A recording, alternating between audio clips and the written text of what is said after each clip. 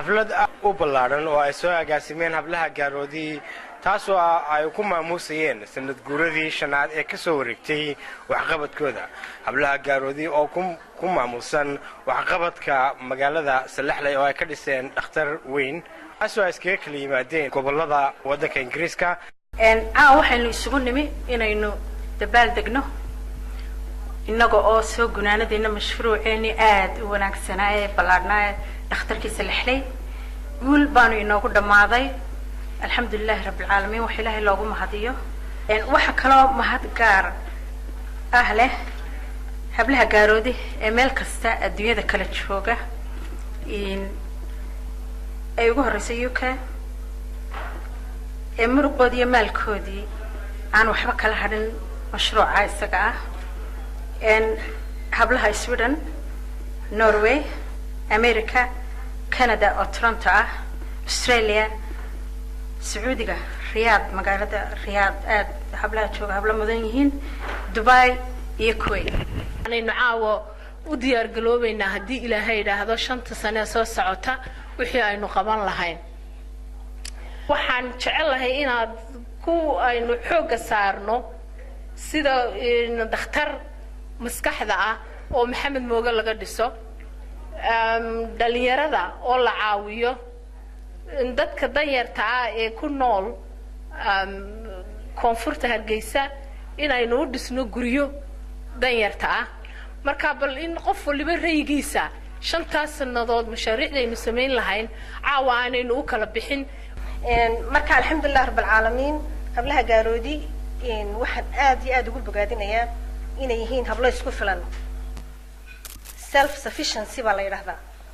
marka haddaad isku filan tihiin ood kaalin walba ka soo bixi karto ood wax qoran karto ood arji qoran karto ood hadloon karto ood lacagtii dhiibayso ood dhisaan garayn karto dee waxba kaa xumaamayaan.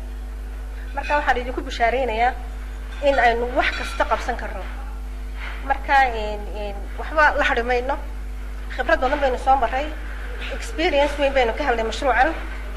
marka waxaan idin leeyahay oo idinku adkeynayaa inaydaan mashruuca soo socda iyo ka ku xigaba aydan waxba la xarin sida noogu kalsoonaateen ee anaguna nagu dee mashruucii dee u dhamaystiray insha Allah iyo kuwa kalena nagu dhamaanayaan.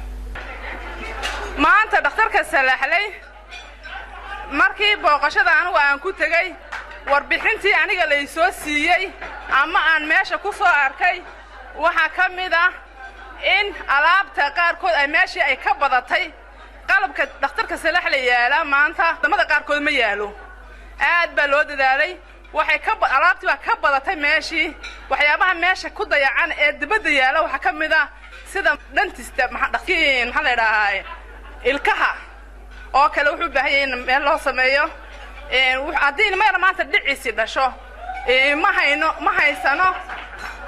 ma haysano light 24 hours waxaan u baahanahay dawladda jamhuuriyadda Somaliland even hadday naga caawin karto xagga leerka runtii wax badan mayno habluhu qabteen wax badan mayno dadaalnay adana baahiyo yaro hoose ayaa jira xagga leerka iyo korontada ah.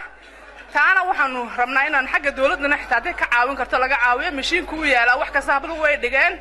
waxaan u malaynayaa haddaynu solar system iibino inay ka kaaftoomi karaan dawlad iyo cid walba oo aynu u sameyn lacagtaynu ururinayno aynu uga iibino mashiin weyn oo solar system oo cadceedda dabka ka qaata baytariyana aynu xagga hoose u dhigno 48 saacadood leydka u kaydiya si haddii rooba yimaado cadceeddu soo bixi weydo baytariyadaasi ay u hayaan leydka.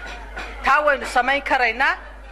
xagga biyahaynu ka hadasheen biyahana waxaan jecelahay gaadhi riigga qoda haddii aynu iibin karaynana inaynu iibsano haddii kalena inaynu soo kiraysanana waynu heli karnaa.